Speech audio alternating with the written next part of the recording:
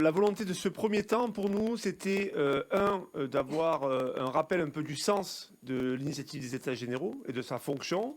Deuxièmement, c'était d'avoir un peu le paysage aujourd'hui et puis des travaux en présence, des réflexions menées, des initiatives prises. Et je pense que là, vous avez un panel un peu de l'existant pour positionner politiquement la question et le lien avec les enjeux de service public. Globalement, et de commencer à ouvrir la discussion sur mais qu'est-ce qu'on pourrait faire maintenant dans ce contexte-là, dans cette fenêtre médiatique. Plusieurs ont repris l'idée de fenêtre médiatique, d'enjeux de transformation et finalement de moments un peu historiques qui est possible à jouer dans l'ici et maintenant sur les Jeux Olympiques pour essayer de faire bouger les lignes sur la démocratisation du sport. Voilà, l'idée maintenant, c'est que ce sont des états généraux, ce n'est pas une table ronde qui viserait à ce que les participants ici, même si la forme d'organisation peut paraître un peu frontale, mais la volonté, c'est d'ouvrir avec chacune et chacun d'entre vous la discussion pour essayer de commencer à réfléchir ensemble sur ce premier thème et voilà, de lancer les états généraux, avec l'idée, un peu comme l'a indiqué Benoît, finalement, qu'il faut le prendre comme une initiative qui est le début d'un parcours et d'un processus, et non pas comme une fin en soi. La parole est dans la salle. Je ne sais pas qui c'est qui pourrait m'aider à faire passer le micro.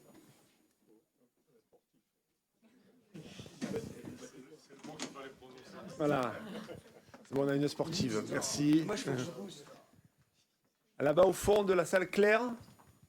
Alors, globalement, on essaye le plus possible d'être autour de 3 minutes pour les premières interventions. Je vous fais des petits signes au bout de 3, si je vois qu'il y a un débordement, et à la limite de parler 2 fois. Tu m'arrêtes si je suis trop longue. Donc Claire Ponté, plutôt responsable au SNEP de l'éducation physique à l'école primaire. Je voulais juste parler de l'école primaire parce que ça a à peine été évoqué dans vos interventions et dire à Dominique que le bouger 30 minutes, je souhaite que ça n'ait aucun impact. C'est-à-dire que je crains que c'est un impact très négatif.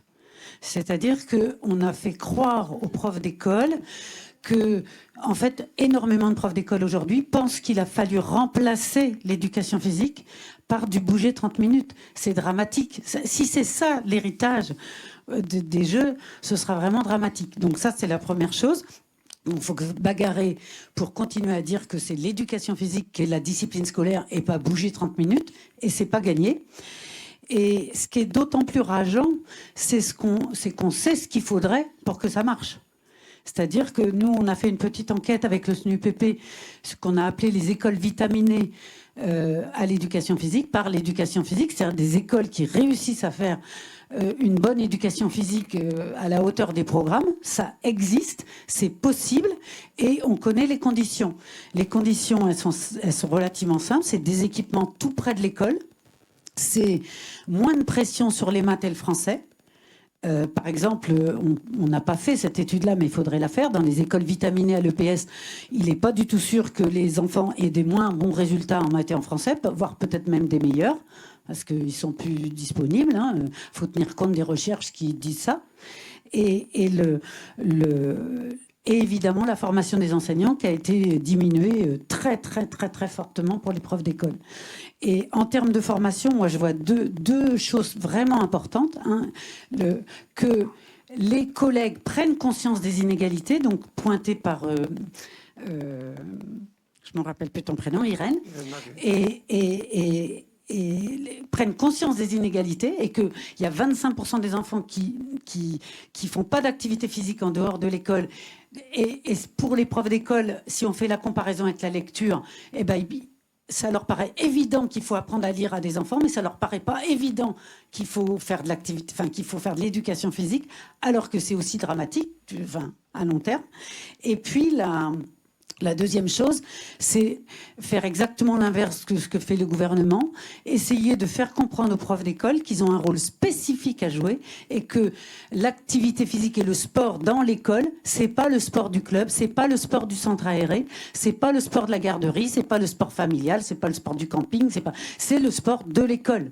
et que leur rôle d'enseignant, c'est vraiment d'enseigner cette discipline-là. Et là, évidemment, il faut de la formation. Je termine juste avec une petite revendication qu'on a au SNEP sur l'idée d'un référent ou d'un prof d'école qui serait un petit peu plus spécialisé en EPS dans l'école, parce que dans nos écoles vitaminées, 63% des écoles de notre enquête, qui était une petite enquête, montraient quand même qu'il y avait dans ces écoles-là un prof d'école qui s'occupe plus d'éducation physique pendant qu'un autre s'occupe plus des maths, pendant qu'un autre s'occupe plus du français, etc. Merci. Merci, parfait.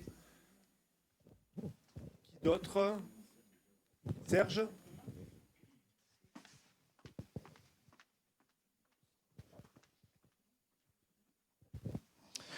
D'abord, je voudrais remercier publiquement Aurélie pour son investissement et le travail coopératif qu'on a ensemble, qui n'est que le début. Comme tu l'as souligné, Aurélie, on a, comme on dit aujourd'hui, du grain à moudre, largement. On a des propositions communes à avancer, à défendre. Je continuerai ce qu'a dit Aurélie, ça va aller vite puisqu'on vous a distribué notre document sur 6 milliards pour le PS que tout le monde a là maintenant entre vos mains. C'est le document qu'on a eu le 4 octobre, qu'on a diffusé le 4 octobre grâce à Aurélie avec la rencontre des députés de Seine-Saint-Denis, qui a été une première rencontre, même si elle a été courte, qui a engagé, comme tu l'as souligné, des axes de travail sur le dépôt en complément de la loi de finances, des questions de gouvernement, etc. Je voudrais insister, si vous avez la force d'ouvrir ce document, sur le 2e ou 3e étage de la fusée de l'activité Coopère. Parce que c'est encore plus grave.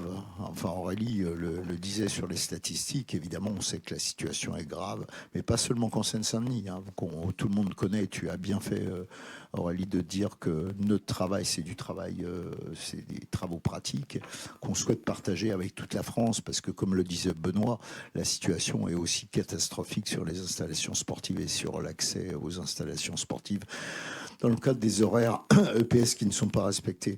Je voudrais simplement attirer votre attention sur le fait que la campagne sur héritage qui a déclenché avec Solidéo des investissements publics, puisque Solidéo dispose d'investissements publics pour la construction, la rénovation d'installations sportives en Seine-Saint-Denis, la campagne c'est que le COJO et Solidéo ont donné 1 milliard de fonds publics à la Seine-Saint-Denis, 80% des investissements reviennent à la Seine-Saint-Denis. Mais en fait, vous verrez dans nos documents commentés que ça ne va pas du tout aux installations sportives pour la plupart. C'est les aménagements, comme tu le disais, très pernicieux aussi, sur la plaine Saint-Denis. Mais il y a eu quand même, pour continuer ce que tu as dit Aurélie, des investissements publics. Et là où il y a le bas blesse, plus que le bas blesse, c'est que les collectivités sont étranglées. Donc, dans toutes les relations qu'on a actuellement avec les villes ou qui adoptent des vœux, et ça va. Il y a le vœu, le premier vœu que vous pourrez lire, qui est le vœu initial déposé et puis adopté par la ville de La Courneuve, qui, la ville de La Courneuve, s'est proposée de coordonner l'activité des élus. Donc, c'est bien, chacun s'investit. Aurélie pour les députés, La Courneuve pour les municipalités avec l'adoption des vœux. Je voudrais attirer votre attention sur le fait que l'argent public qui est dépensé pour investir va servir à la privatisation. D'accord ? Donc, 2 exemples rapides que tout le monde connaît. C'est la nef de l'île de Vannes, qui est une des installations sportives les plus emblématiques de la construction de la Seine-Saint-Denis dans les années 70, rénovée, comme vous le voyez, par 12 millions d'euros par Solidéo. À côté, il y a la Tony Parker Academy. Voilà. Et le maire de Saint-Ouen a dit, c'est la Tony Parker Academy qui va nous permettre de faire des bénéfices avec, il n'a pas dit avec les fonds publics, mais c'est ce que ça veut dire.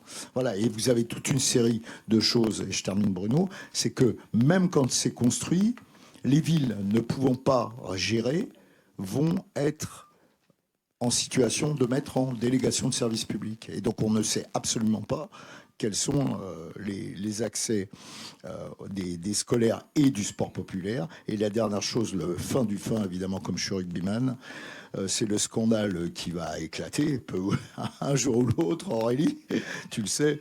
C'est le stade Raoul-Montbran qui a été vendu à l'époque quand Bernard Laporte était aux manettes, mais voilà, le mal est fait.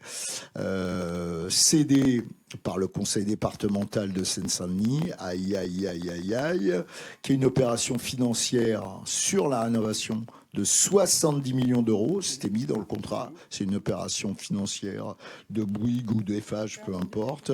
Et un terrain donc qui était exemplaire de la Seine-Saint-Denis pour l'utilisation des scolaires et du sport populaire, puisqu'il y a le CD 93 qui est là-bas, et qui va être une opération Marcoussis totalement privatisée. Voilà, donc ça c'est le troisième étage de la fusée. Aurélie, elle a du boulot à l'Assemblée. C'est chez Bastien Lachaud, en fait.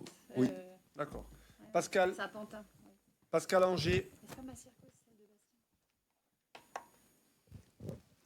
Oui, Pascal Anger, donc secrétaire national en charge du développement du sport dans l'enseignement supérieur dans toutes ses dimensions, formation, démocratisation et recherche. Merci pour cette initiative et pour toutes ces interventions. Et moi, je trouve que dans la construction du rapport de force, face à la question qu'est-ce qu'on peut encore faire bouger ou comment le faire bouger, je trouve qu'il y a deux acteurs qu'on ne cible pas assez dans notre discours public, et que ça soit donc dans un format, j'ai bien aimé le type Copert qui est développé dans le 93, mais que si dans tous les départements on pouvait ou régionalement faire un collectif qui rassemble associations, syndicats, mouvements politiques, ça serait très intéressant. Et donc ces deux acteurs, je trouve qu'on ne les cible pas assez sur à quoi ça sert ces événements. Il y en a un qu'on oublie complètement, c'est le CIO. C'est cette multinationale qui, au nom des valeurs de l'olympisme, en fait, est devenue une multinationale qui fait du profit. Et je pense que, alors soit à travers le COJO ou le CIO, mais il faut cibler leurs responsabilités. Et l'autre acteur, c'est le gouvernement qui ça dénonçait que d'abord sa logique sur la question de la santé publique, sur la démocratisation, sur la question de la lutte contre la pollution, etc., etc. C'est pas sa priorité. C'est d'abord économique, la compétitivité, la rentabilité. Et donc la croissance de ce fameux PIB, etc. Et donc ça renvoie à, je pense que si on est sur la question de la valeur du sport ou de l'intérêt du sport, dont du sport populaire, d'avoir l'aspect de démocratisation, d'acculturation et donc d'émancipation, il faut montrer que là, on est dans un hiatus sur un projet de société, quoi. Et je trouve que ça a été très bien développé sur l'exemple de la Seine-Saint-Denis, enfin du 93, où là, c'est vraiment une dette qui va être amplifiée. L'impact, c'est pas un héritage positif, c'est une dette en termes de renforcement des inégalités et de questions de pollution, etc. Enfin, et donc, je trouve que moi, j'appelle... alors, notre appel est très bien, mais je trouve qu'il faudrait qu'on amplifie donc sous des mouvements un petit peu décentralisés sur ce hiatus, et notamment par rapport à ces deux acteurs, CIO et gouvernement, qui mènent un autre projet de société et qui instrumentalisent le sport pour autre chose que ce que nous appelons. Voilà. Je profite qu'il n'y ait personne pour justement par rapport à cette instrumentalisation du sport, pour questionner à nouveau la table. Les profs de PS, parfois, on se questionne quand même sur ce glissement sanitaire. C'est-à-dire, on dirait que l'éducation physique et sportive va devoir contribuer essentiellement à des questions de santé publique. Or, nous, on dit, mais nous, profs de PS, notre discipline, si elle peut contribuer à cette question-là, on n'a pas envie de devenir des profs de santé au sein de l'école. Mais moi, la question que j'ai envie de poser un peu à la table, c'est, mais est-ce que les travaux en sociologie, que toi tu as pu mener aussi dans le cadre de là où tu es, est-ce que ces travaux-là laissent entendre qu'effectivement il pourrait y avoir des effets si on centre la jeunesse aujourd'hui sur des questions de santé, ou est-ce que finalement c'est pas forcément par cette stratégie-là qu'il faudrait œuvrer, quoi. Comment ça se passe? Donc éducation physique et sportive et les enjeux sanitaires. Et après on repassera à la salle. Je ne sais pas qui c'est qui veut dans... Oui, je peux en dire 2 mots. Parce qu'ambigu, c'est que nous, on a travaillé avec une entrée qui est une entrée sanitaire, parce que c'est dans notre périmètre. Mais malgré cette entrée sanitaire, ce qui apparaît très clairement, c'est que la question de l'activité physique, c'est une question qui est hyper globale. Et puis derrière la santé, qu'est-ce qu'on met derrière la santé? Est-ce que la culture, la lutte contre les inégalités sociales contribuent pas aussi à la santé?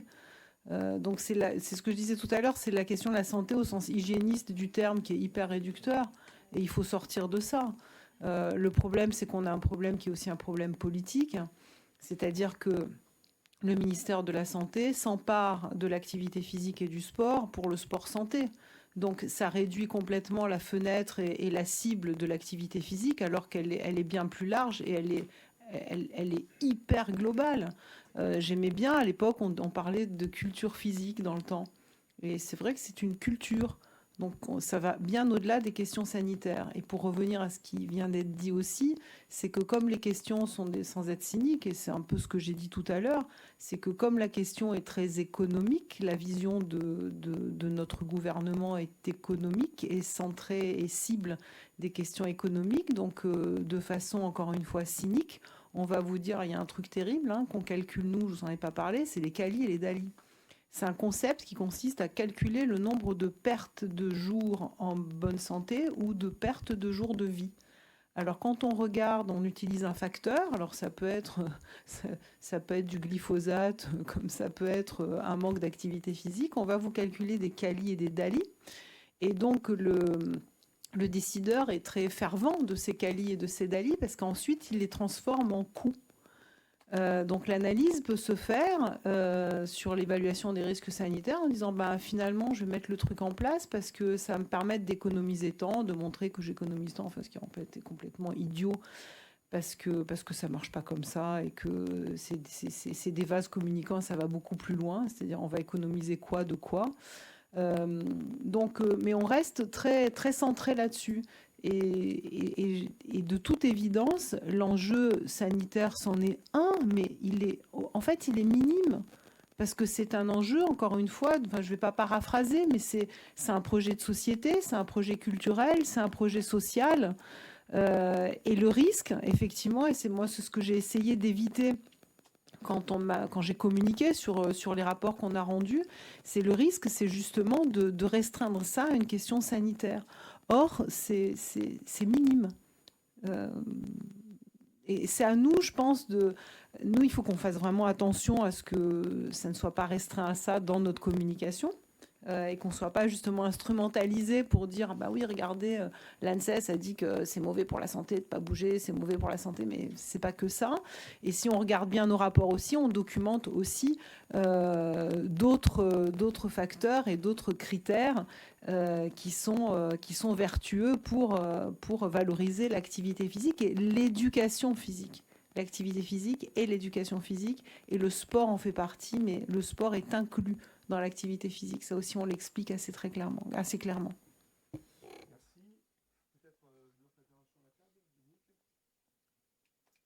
Oui, je peux dire un mot sur plusieurs aspects. Je crois que effectivement, je rejoins ce que dit donc Irène.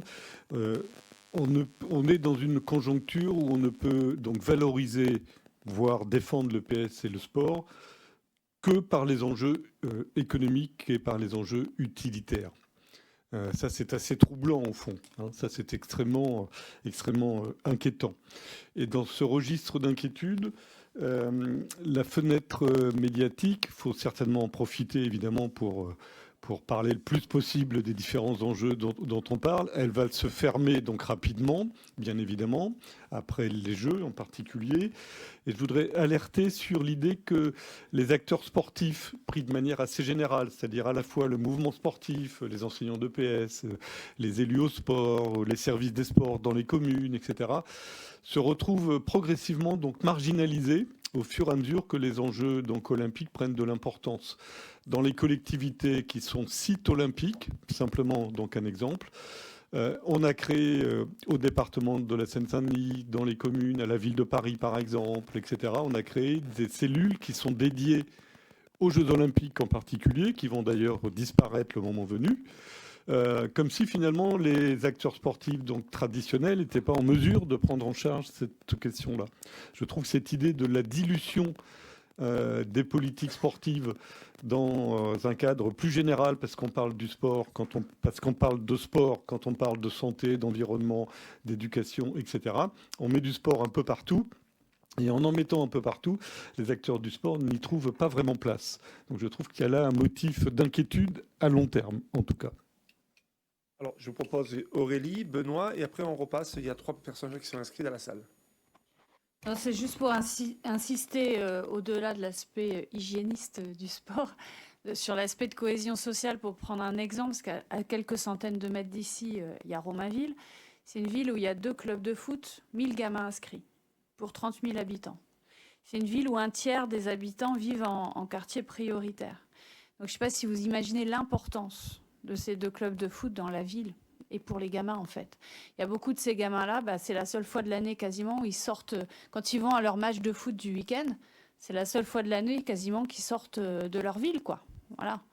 Et dans une ville où par ailleurs, une ville extrêmement marquée par les rixes, par tout un tas de problèmes aussi liés aux quartiers défavorisés. Ces clubs-là, avec leur réseau de solidarité, avec tout le travail des bénévoles, etc., c'est un rôle essentiel pour moi dans cette ville, comme dans d'ailleurs, j'imagine, toutes les villes en France, mais en particulier, je dirais, les villes où il y a évidemment des très fortes inégalités sociales, quoi. Voilà, tout ça pour dire qu'évidemment, le sport va bien au-delà et est bien trop souvent, effectivement, réduit, notamment par ce gouvernement, à l'aspect hygiéniste, quoi. Ouais, non, de toute façon, je pense qu'on a un problème au niveau du politique. C'est la problématique du temps court et du temps long, quoi, en gros. Eux réfléchissent et économiquement est faite sur un temps court, le temps de leur mandat. Et il y aurait, je pense, un intérêt à faire la démonstration, mais nous, ça nous exigerait du temps long, là, pour le coup, à faire la démonstration que tous les investissements qu'on pourrait faire sur l'activité physique et sportive, avec tout ce qui va avec, les installations, enfin tout, pourrait avoir un impact positif sur la santé et donc pourrait potentiellement faire économiser sur les politiques de santé. Voilà, c'est l'investissement d'un côté pourrait peut-être faire gagner de l'autre. C'est une démonstration qui reste à faire. Ça existe déjà. Bon, voilà, c'est déjà fait.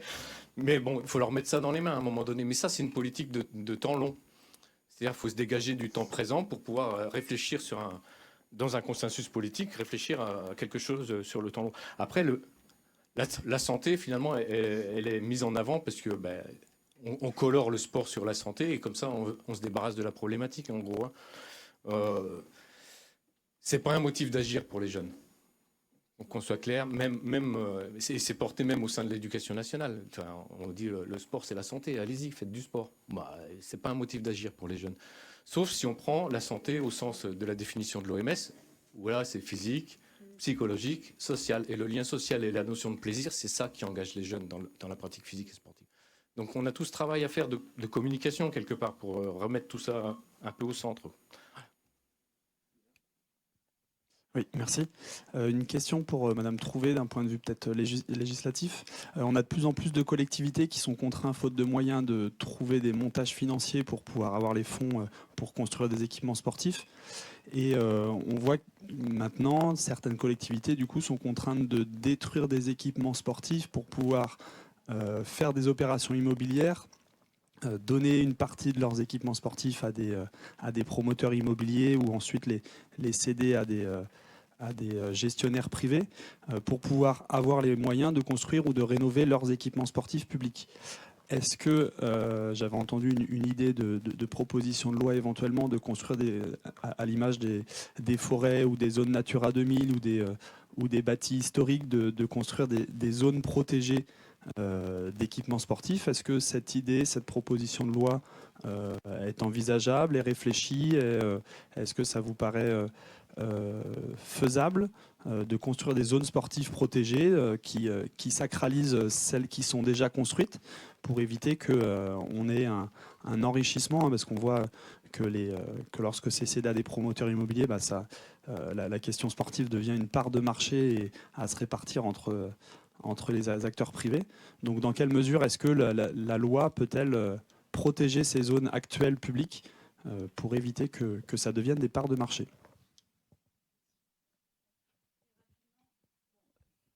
Oui, alors je vais parler des moyens après, mais quand même, il y a une question aussi de choix politique des maires et des mairesses. J'ai pris l'exemple de Romainville. On a eu pendant longtemps une maire qui a eu des choix absolument désastreux en matière de spéculation immobilière et qui fait que d'ailleurs aujourd'hui on est en très grande difficulté pour installer des nouveaux équipements sportifs. Tout est en concurrence. Là, il y a une histoire de concurrence entre un lycée, bon bref, je ne vais pas rentrer dans les détails, mais ça montre beaucoup de choses, hein, entre un lycée qui serait installé sur un stade de foot. Bon, voilà, mais on arrive à ça parce qu'en fait, il y a eu... je le dis parce qu'en fait, entre les communes de Seine-Saint-Denis, il n'y a vraiment pas la même politique en fonction des maires et des mairesses et des couleurs politiques, pour être clair. Voilà. Donc, il n'y a pas qu'une question de moyens. Voilà.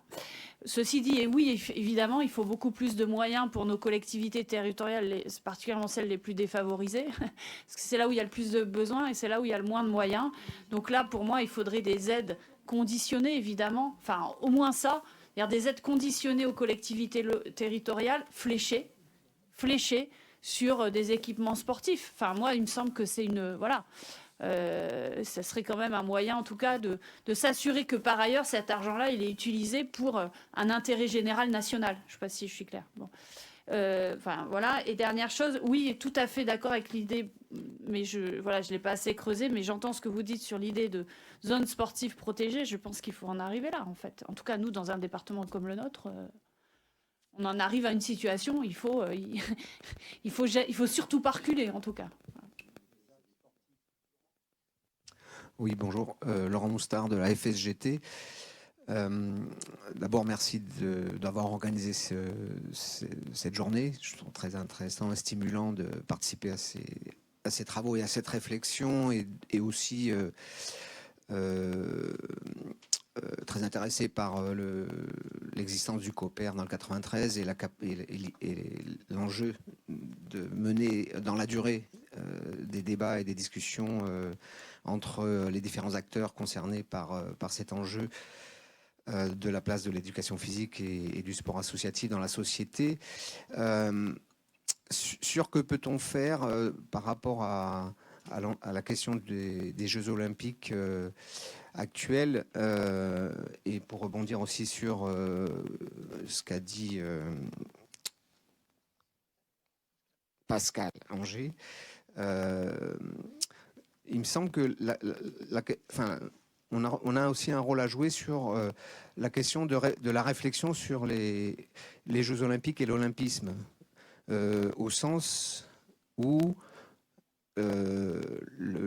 l'écart qui grandit et qui n'arrête pas de grandir entre l'événement Jeux Olympiques et les buts de l'olympisme. Si je prends un exemple, parmi tant d'autres choses qu'il doit y avoir décrit dans la charte olympique, hein, le but de l'olympisme est de mettre le sport au service du développement harmonieux de l'humanité en vue de promouvoir une société pacifique soucieuse de préserver la dignité humaine. Ça, c'est dans la charte, c'est un des principes fondamentaux de l'olympisme, par exemple.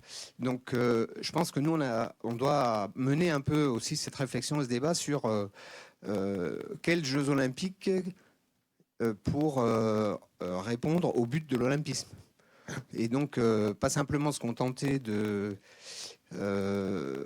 constater aussi les écarts qu'il y a entre les promesses et la réalité, mais s'interroger sur l'événement et peut-être réfléchir ensemble sur quel type d'événement olympique pour nous, on peut se reconnaître dans les valeurs de l'olympisme. Donc, il faut s'approprier nous-mêmes, y compris la valeur de l'olympisme, l'idée de l'olympisme, et revenir à ses fondamentaux et se demander, pas pour les Jeux de Paris, mais peut-être pour les Jeux de 2030, puisque on est encore engagé vers l'accueil des Jeux Olympiques d'hiver, de se dire qu'est-ce que ce serait, ou alors quel type de jeu alternatif on est aussi en mesure d'imaginer.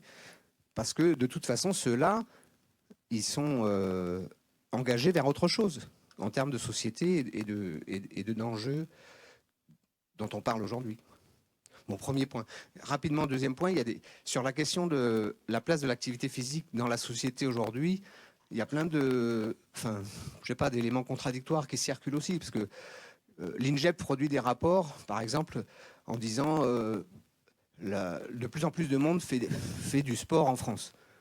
En gros, on est dans des échelles de 70 à 80% de personnes qui déclarent faire de l'activité physique régulière plus ou moins, enfin occasionnelle et régulière, régulière étant à l'échelle d'une fois par semaine,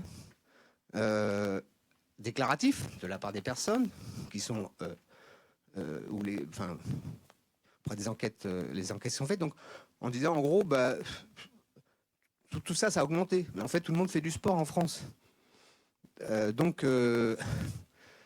Comment je pense qu'il y a dans les têtes, en tout cas, et donc évidemment, il y a une contradiction avec ce que dit l'ANSES et avec les enquêtes sur l'augmentation de l'obésité, la baisse de l'activité physique. Et bon, voilà.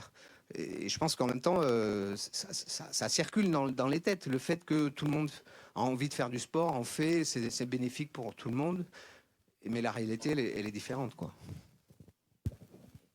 Oui, la réalité est différente et je ne connais pas cette étude, mais nous, quand on travaille sur des données d'exposition, c'est-à-dire des données de pratique, et on travaille sur la base de cohortes qui sont très bien identifiées, tout est stratifié, c'est-à-dire que ce sont des cohortes de plus de 5000 personnes qui sont représentatives de la population française.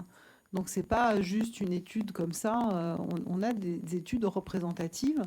Et très clairement, le niveau d'activité physique n'augmente pas. Et il a même tendance à diminuer entre les premières études du début des années 2000 et aujourd'hui. Ça, je ne l'ai pas évoqué, mais on a fait un delta et on a une diminution de l'activité. Donc, je ne sais pas, c'est assez dangereux c'est étonnant d'imaginer que cette idée-là est véhiculée. Quelle est cette étude ? Ouais, peut-être en parler, ouais. Oui, je peux donner un point de vue sur ça. Les études officielles du ministère des Sports dans le cadre de l'INGEP, elles existent depuis longtemps maintenant. Elles existent depuis au moins le début des années 2000. Il ne faut pas perdre de vue qu'elles sont sous l'influence de facteurs politiques et méthodologiques. Des facteurs politiques.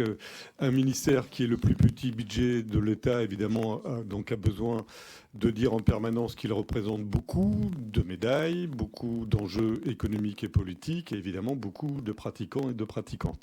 Donc, on a tendance, évidemment, à créer les conditions pour que les études soient plutôt optimistes. D'ailleurs, on peut s'étonner qu'on n'ait pas 100% de la population qui pratique quand on voit certaines questions qui sont donc posées.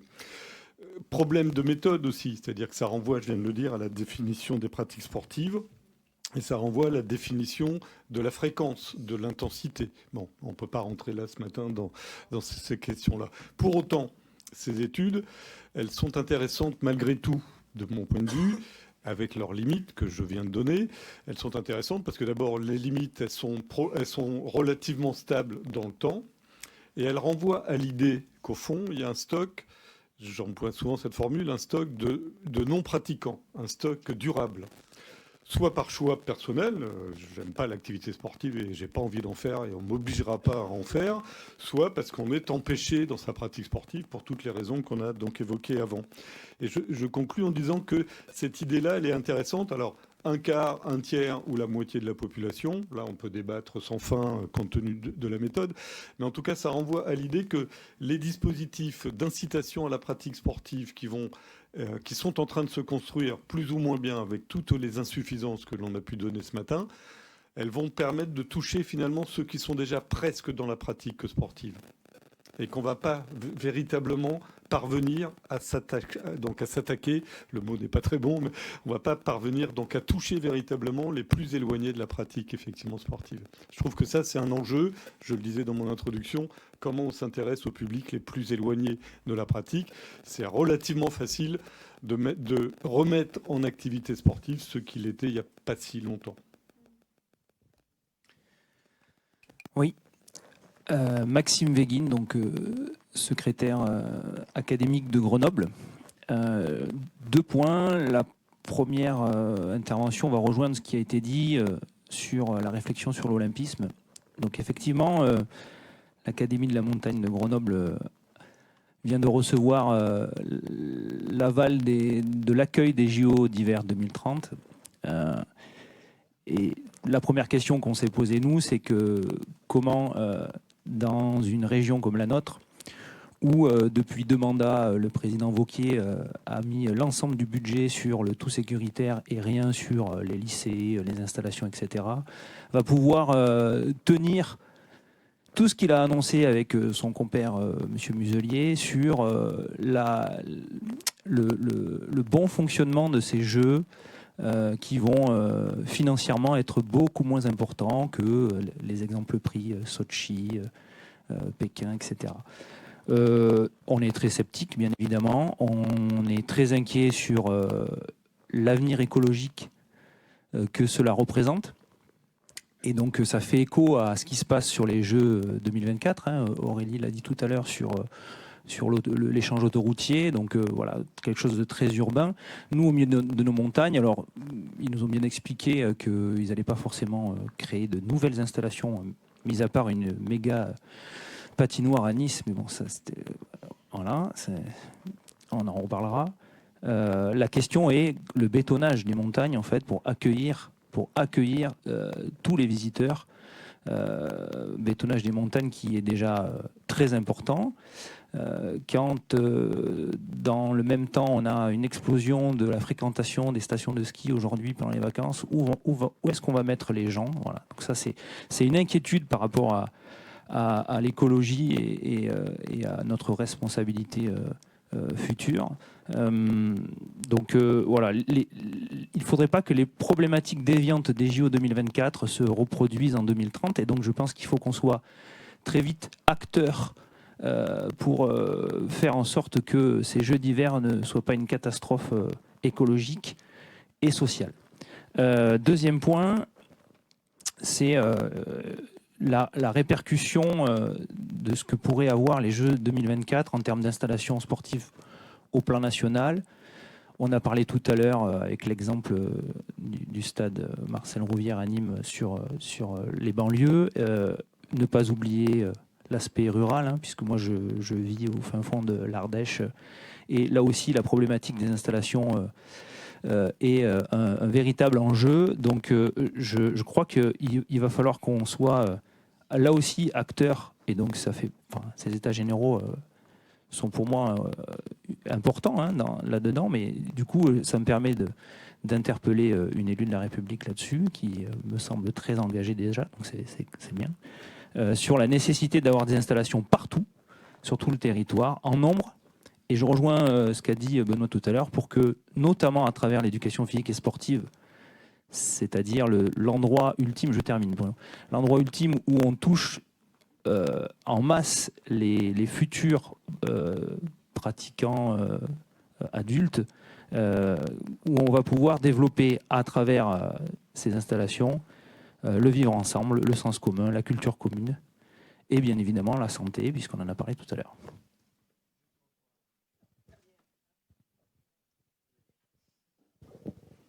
C'est bon. Bonjour, Mélanie Pelletier. Donc, je suis secrétaire académique de SNEP Versailles et responsable au niveau du sport scolaire au SNEP. Parce que là, on n'en a pas encore parlé, mais effectivement, ce que vous avez dit, Madame Trouvé, sur le sport, ça parle. Et on a le service public du sport scolaire, il y a l'UNSS qui est obligatoire dans tous les établissements scolaires et qui pallie le plus souvent le manque d'offres dans le monde fédéral. Et donc, on y est extrêmement attaché à ce sport scolaire et à l'UNSS. Malheureusement, on se rend compte que l'État se désengage, hein, puisque la subvention du ministère n'a pas augmenté depuis 2017. Sans le soutien des collectivités locales, qui est fondamental, on se rend compte que nombre de départements et nombre de districts ne pourraient plus fonctionner, ne pourraient plus amener les élèves en compétition. C'est bien grâce à eux et elles qu'on arrive à payer les bus pour aller en compétition, puisque les élèves des AS sortent, ils vont en compétition, ils ont cette opportunité-là. Et on porte ça, cette rencontre sportive et artistique, sortir de son établissement, c'est important.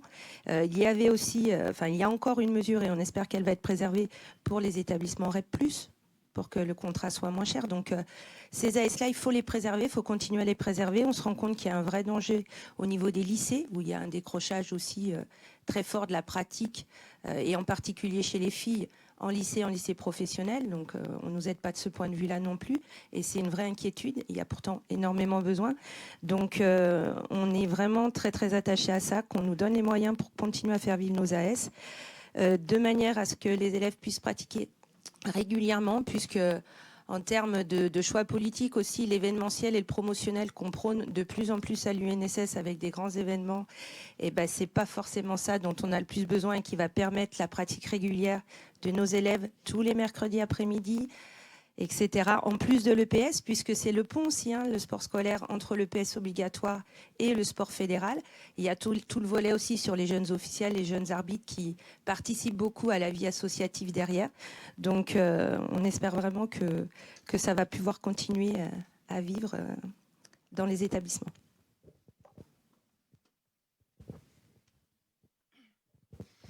Bonjour. Du coup, Lily Rogier, présidente de l'ANESTAPS, donc l'Association nationale des étudiants et étudiantes en STEPS, première organisation représentante des jeunes dans le champ du sport et de l'animation.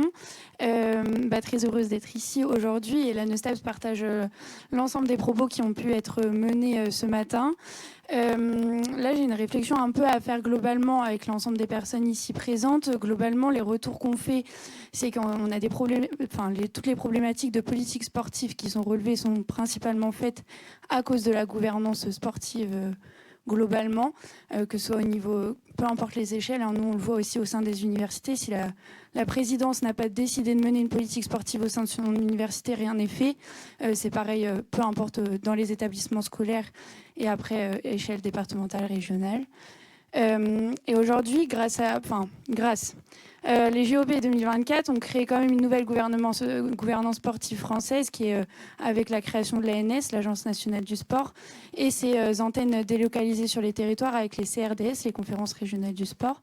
Et aujourd'hui, on pense globalement que c'est des lieux justement de rencontres et d'échanges et de construction de politique sportive, mais aujourd'hui qui sont complètement sous-utilisés.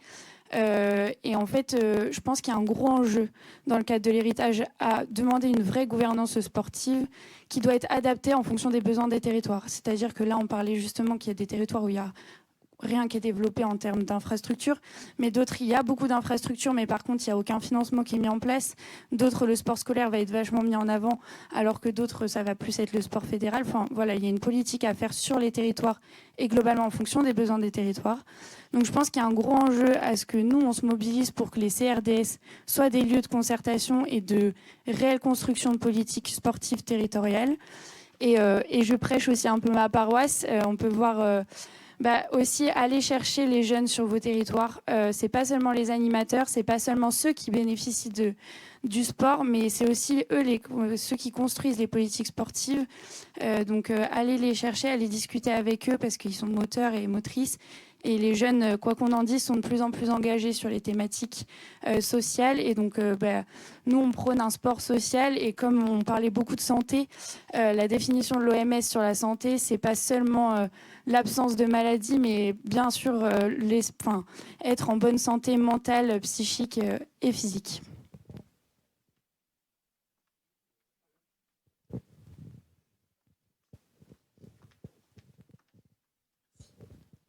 Bonjour, donc Alain De Carlo, secrétaire national du SNEP FSU. Alors, merci pour toutes les interventions.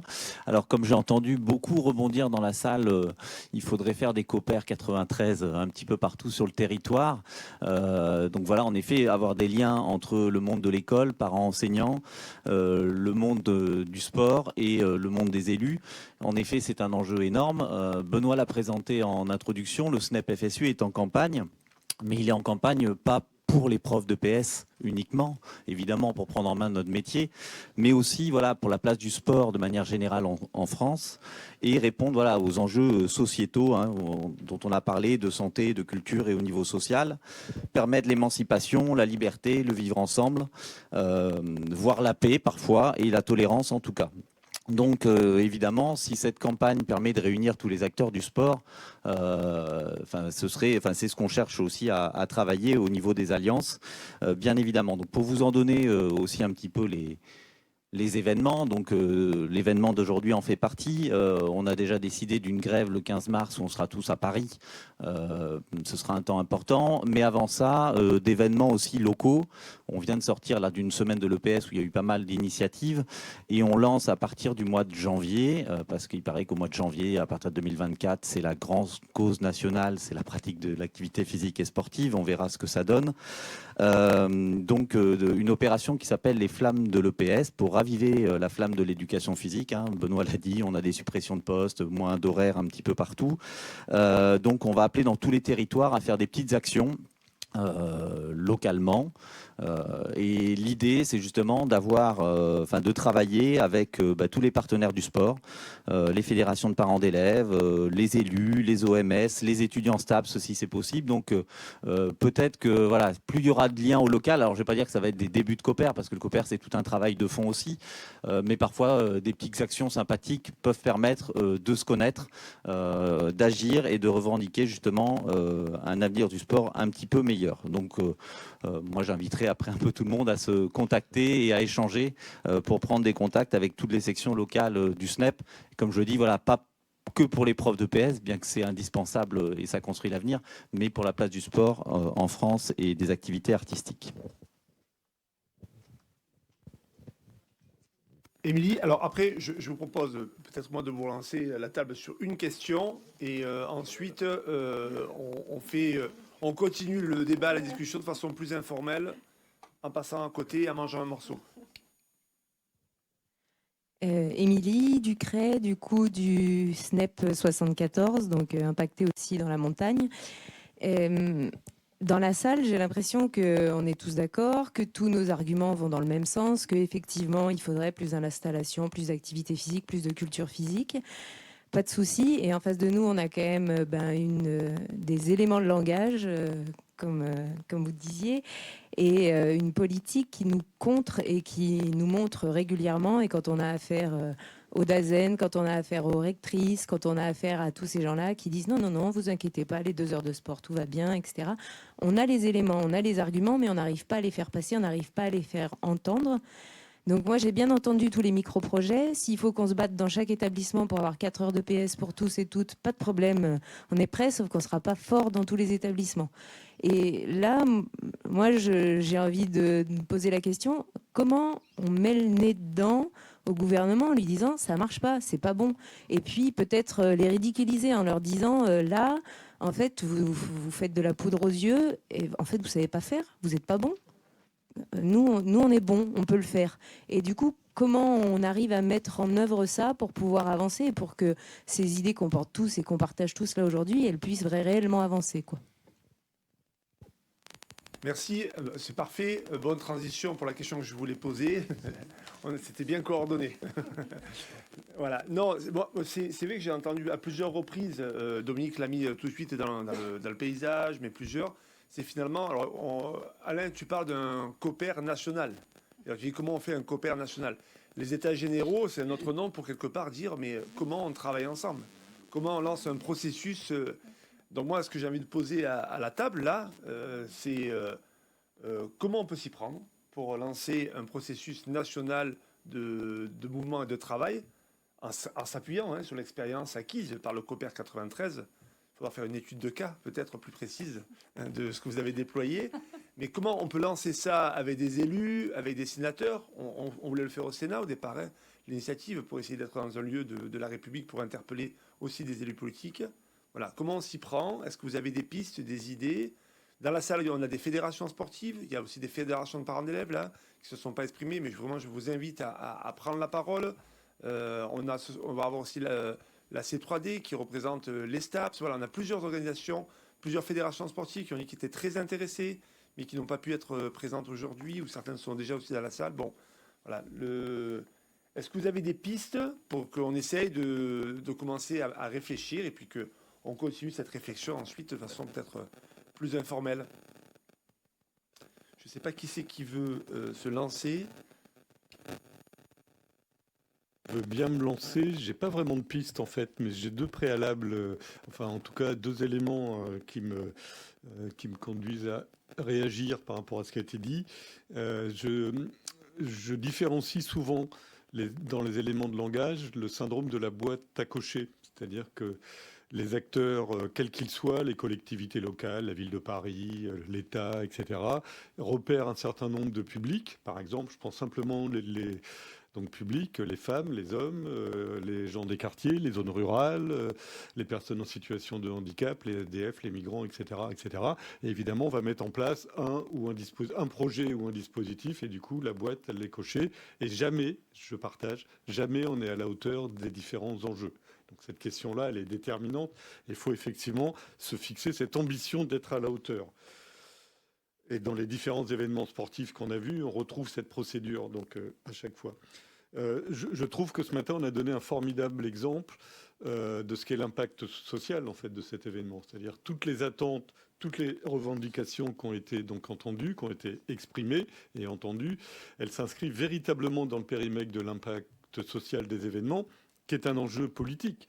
Parce qu'évidemment, ceux qui portent le projet donc olympique, les organisateurs, on va dire assez largement, ils n'ont pas envie que cette résonance sociale de problématiques liées à l'APL, l'éducation, aux conditions de vie, etc., soit inscrite évidemment dedans. Donc ça, c'est un enjeu de débat. Pour ma part, donc à ma modeste place, je milite sur cet aspect-là. Et du coup, je passe la parole à mes collègues qui ont sûrement des idées sur la façon de faire.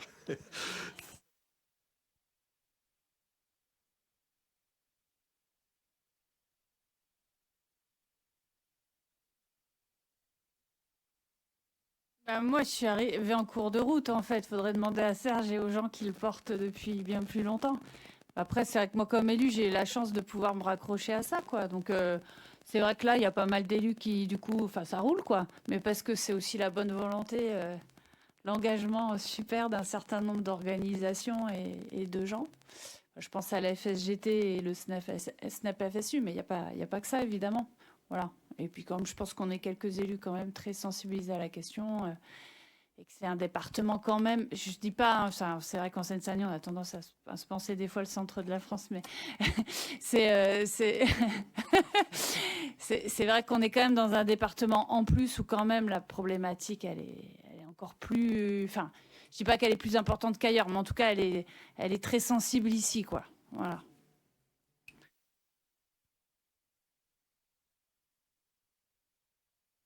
Ouais, non, mais là, on a engagé. Enfin, si on pense pouvoir gagner demain quelque chose, ça va être un peu.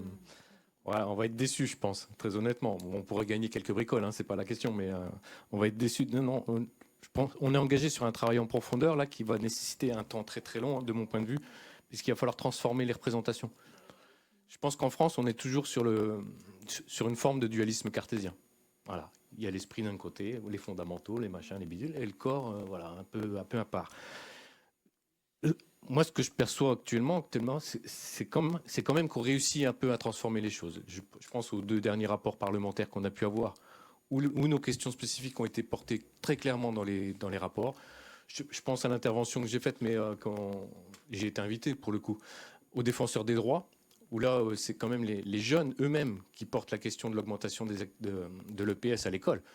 Quelque part, voilà, eux portent même cette revendication, et le défenseur des droits la reporte aussi. Je veux dire, il y a un mouvement qui s'enclenche sur la transformation des représentations et sur un éveil des consciences, quelque part, sur le travail ensemble. Mais je pense que c'est quelque chose qui va durer, qui va être sur le temps long. Et il faut continuer à œuvrer. Nous, on essaye de les prendre par le haut, entre guillemets, au niveau ministériel et tout, mais on est confronté à un mur. Vous voyez bien, de toute façon, et quel que soit le gouvernement en place, hein, en général, on est confronté à un mur, parce qu'effectivement, c'est les questions économiques qui pilotent bien souvent. Mais on peut opérer une prise en étau aussi. C'est-à-dire, quelque part, dans les territoires, si on rencontre tous les élus, on finira par avoir ce travail de de transformation des choses un petit peu, voilà, prise par le haut, prise par le bas, et puis qu'à un moment donné, il y ait ce mouvement qui se concrétise, qui arrive, quoi. Voilà. Je sais pas si je dis de conneries. Pour rebondir sur tout ça, je ne sais pas si, moi je me dis qu'à l'occasion des Jeux, là, ça pourrait être justement l'occasion d'avoir une grande campagne, mais qui partent, j'ai envie de dire, des acteurs du sport, quoi. Et parce que ça sera d'autant plus crédible que ça parte justement des acteurs du sport comme on trouve dans le COPER. Enfin, je veux dire, j'étais président d'Attaque, je ne vais pas taper sur les... Mais il ne faut pas que ça parte des ONG ultra-militantes et tout. Je pense qu'il faut que ça parte des acteurs du sport, cette affaire. Et on a 6 mois, et après, ça doit évidemment pas être une fin en soi, ça peut être aussi le commencement d'une campagne plus longue sur le sport populaire à l'échelle nationale. Mais oui, d'autant plus que dans les tuyaux, il y a une loi cadre sur le sport. On en parlait avec le copain de la CGT là, qui est présent, hein, en disant qu'on a dans les bouts des couloirs, et pour l'instant, on n'a pas, ce qu'on en entend dire, c'est pas forcément que du positif. On a tout à craindre d'une loi sport qui engage très fortement vers une marchandisation d'un certain nombre de grands secteurs, et non notamment de l'activité physique et sportive à l'école. Donc, il faut engager un processus. Bon, c'était une première table ronde, hein, qui vise à essayer de commencer à créer du mouvement de l'énergie. L'idée, c'est que maintenant, ce moment-là continue, qu'on puisse continuer à y penser. Cet après-midi, on a une deuxième table ronde qui va aussi articuler avec la question des fédérations sportives, justement, la question du sport de haut niveau aussi, parce que dans les fédérations, on se pose la question du sport de masse, du sport pour tous, mais aussi du haut niveau. Comment on articule les deux? Pardon. Et... Mais comme tu m'as pas fait de signe, je me suis dit... Non, je voulais pas t'interrompre. Non, pas de problème. Non, vu de... Je pense qu'il y a une question qu'on ne pose pas suffisamment, c'est peut-être le changement de paradigme de l'école en France. Depuis tout à l'heure, ce qu'on essaye de faire, c'est pousser l'éducation physique et sportive dans un contexte qui n'est délibérément peut-être pas fait pour ça. C'est-à-dire on veut ajouter des heures, alors qu'il y a des heures énormes de savoirs fondamentaux, avec une saturation pas possible des enfants. Si on regarde un peu autour de nous et dans les pays du Nord, l'organisation, quand tout à l'heure je parlais d'organisation spatiale et temporelle, c'est aussi l'organisation temporelle du temps de travail, qui est un sujet chez les adultes. Hein, enfin, c'est tabou, hein, de dire réduction du temps de travail, on dirait que c'est mal, mais à un moment donné, il faut se poser aussi des questions sur les semaines de 4 heures, etc. Mais aussi chez les enfants, comment un enfant peut être disponible pour pratiquer une activité physique et sportive avec des amplitudes horaires telles qu'on les trouve en France? C'est pas possible. Il rentre le soir chez lui, il est rincé. Enfin, certains d'entre nous ont des enfants. Au primaire, il y a la place qui n'est pas donnée parce que la formation des profs d'école, etc., tout ce que vous savez aussi bien, sinon mieux que moi. Et puis au collège et au lycée, non mais là, c'est du bourrage de crâne. C'est du bourrage de crâne qui se termine parfois à 18 heures. Donc déjà, il y a le problème du sport extrascolaire et de la place de l'éducation physique et sportive. Une fois qu'on a bourré les emplois du temps avec des savoirs dits fondamentaux, il ne reste plus de place. Donc en fait, c'est un changement de paradigme très probablement qu'il faut voir et qui est apporté par nous tous pour défendre la place de l'éducation physique et sportive à l'école. Pardon ? Oui, plus c'est mieux. Et peut-être à un moment donné porter aussi le fait que l'activité physique et sportive permet, pour ceux qui sont à fond sur les savoirs fondamentaux et les capacités cognitives, qu'un enfant qui ne bouge pas a beaucoup plus de mal à apprendre quand même.